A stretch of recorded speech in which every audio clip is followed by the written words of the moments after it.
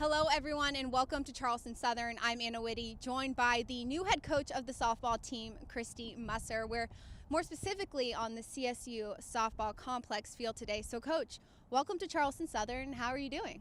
Thanks so much. I appreciate it. Things are going well. Been really getting acquainted with the team and hopefully building relationships and getting ready for season to start pretty quick around the corner here on Saturday. So you've been at Charleston Southern for a month, but you're coaching, going back in your coaching career. You're from Arizona originally. You played at the University of Kansas. So how did you initially fall in love with the sport? I grew up playing the sport. I mean, being Arizona, it's a year-round thing, and I have a twin sister. We grew up playing together, played high school together, travel ball, and got recruited to play at Kansas together. So it's a family business, so to speak, but it's something that's always been a part of my life and knew I wanted to get into coaching early on. Why was Kansas the right school for you? It just kind of worked out that way. Long story. My sister committed there before I did. Ended up that I went with her, fell in love with the school, ended up starting my coaching career there. So I'm a lifelong Jayhawk. I bleed the blue and red, but, very excited to be here at Charleston Southern. Well, you were an outfielder there. You won plenty of accolades. So tell us a little bit about your experience playing with your sister and just playing at the collegiate level. It was a blessing. Anytime that you can, play the sport that you love and get school paid for, I think is a huge deal. So I learned a lot of lessons from that. And getting to play with my sister, we're extremely close. Everybody always asks who's better. She actually is, and she taught me a lot about the sport. But just growing up playing together I can't. It was great. Yeah. Does she still have an influence on your coaching style now? Do you still talk about the sport? Oh, she's not in it anymore, but she'll definitely criticize my decision making on a daily basis. So yes, I hear about it quite often. Okay, good. You spoke about how you were interested in coaching early on. How did that come about, and why were you so interested in doing this as a job? I think that, anytime you're in female sport and you don't have as many opportunities to play past college, I knew it was something I didn't want to give up. So I just really was interested in taking it over as a profession and realized that, with the growth of women's athletics collegiately, that there's an opportunity to make a living doing it, which is fantastic. So anything I can do to stay in the sport and also push it forward for the next generation of opportunities to play professionally, but also follow their own coaching careers as well. Who are some of the people who've had a huge impact on your coaching career? I would actually just say a lot of the players that I've been blessed to be able to coach. I think that's the reason that we do this job. So I go back and I look at the players that hopefully that I've made an impact on, but they've made an impact on me as well. And then a lot of friends that I've made through my time with the Fellowship of Christian Athletes who've kind of paved the way of what kind of coach that I want to be moving forward, and especially in my new role as a head coach. Let's talk about that position that you held.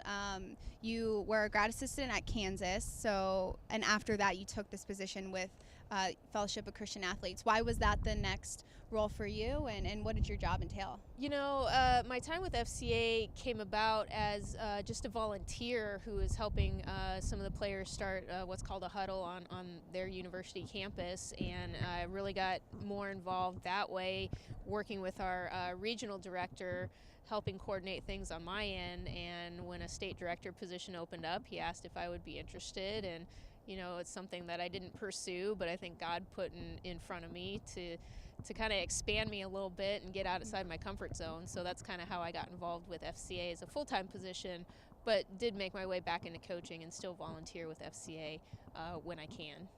So you took a position at Grand Canyon University, and then after that you took a job outside of coaching. What made you decide to want to get back into coaching? I think it's always something that's been a part of my life, and definitely don't want to leave it in any capacity. So when Charleston Southern called, I think it was the right time, it was the right position.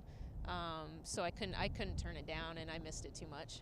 Yeah, you told us a little bit about how you found Charleston Southern, or how they found you. Could you share with us how you ended up here in Charleston? Yeah, honestly, it happened out of nowhere, so to speak. I got a call from Lisa Gilmore, who is a senior women's administrator here. She's a close friend of mine and somebody that I worked with at the University of New Mexico. So we have a relationship that goes back a long way through athletics, but also personally. And when she called and said that, circumstances had changed and now there's an opening, about 10 days later, I was accepting a job and getting ready to move across the country. So it's something that moved really fast, but I think it was the right thing at the right time. Was it a no-brainer decision or to take a head coaching position, or was that something you really had to think about and pray about? I think in a lot of ways it was a no-brainer. I think God had a huge part in the process that brought me here. I think the people just really made it a done deal as soon as I got to know everybody. Jeff Barber's been great, our athletic director, along with my relationship with Lisa.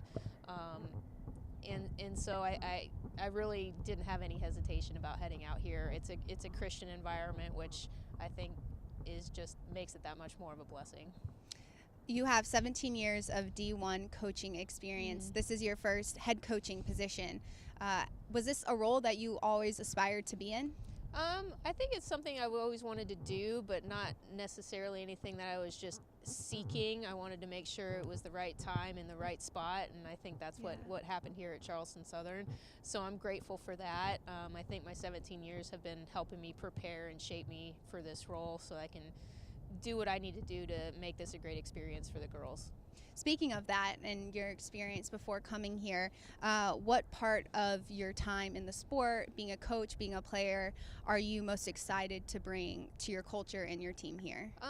I think just bring some outside perspective. I always think it's good to see things in a different light, and me coming maybe even from just a different coast or a different softball environment, that I can bring those experiences to Charleston Southern and to these girls. And on the flip side, they can bring that to me, being out here on the East Coast and get around some new teams that I haven't seen a lot of over my coaching career. So I'm excited for that as well.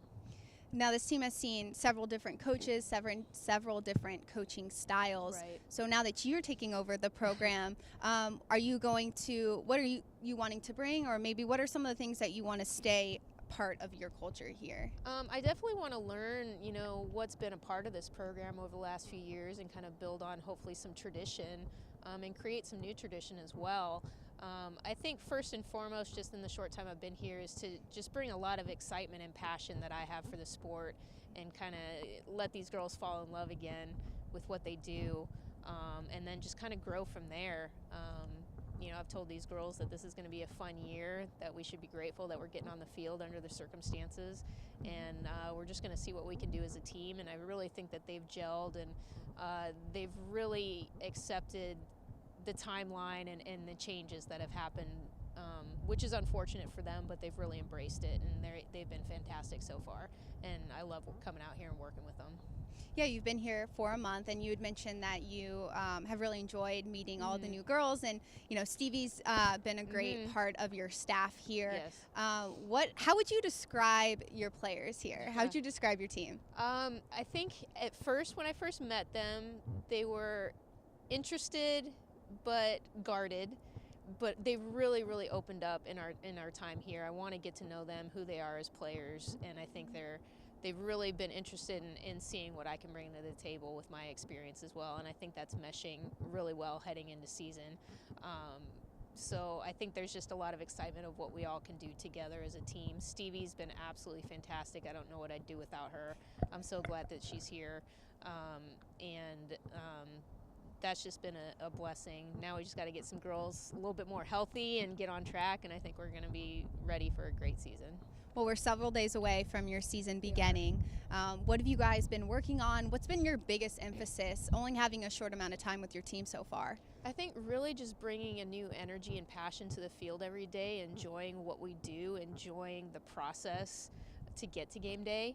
And I think that's been working a little bit. I think they're seeing some improvement in some of the things that they're doing, just at a sheer, I think, love of the game again.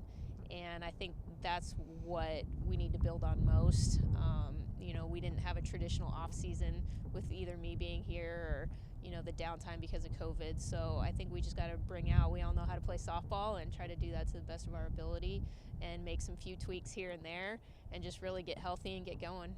sometimes coaches like to, at the beginning of the season, set goals or set pillars for their team. Is that something you have? And if so, what, could you share with us what that is? Yeah, I think the goal first and foremost is, I think, to get healthy, honestly.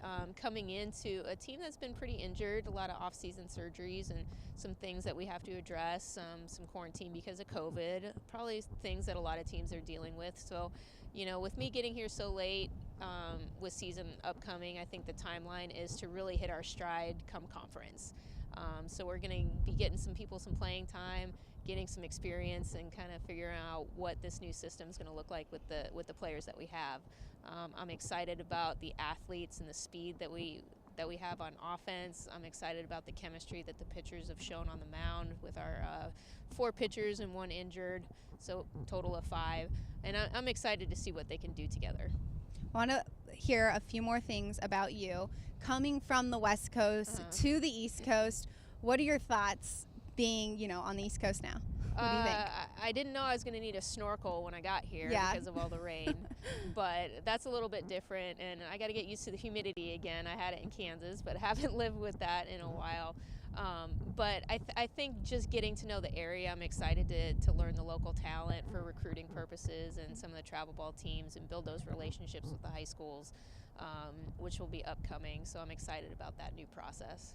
Now, I know we're still in COVID and there's still a lot of protocols. You're also working with your own program, but have you been to any beaches or tried any new restaurants? Because, you know, Charleston's known for its food and for its beaches. I've hit a couple of the downtown restaurants, which have been fantastic. I'm a seafood lover, so this is the perfect area for that. Yeah, exactly. Haven't seen any beaches because it's a little bit too cold and rainy so far, but I'm looking forward to that here coming up as it gets warmer. Well, the whole team has a ton of dogs. Are you a dog owner too? I'm not a dog owner. I am a dog lover, though, so I've seen lots of pictures, and I can't wait to meet some of them. That is so great. Awesome, Coach. Well, thank you so much for your time, and good luck this season. Thank you. Appreciate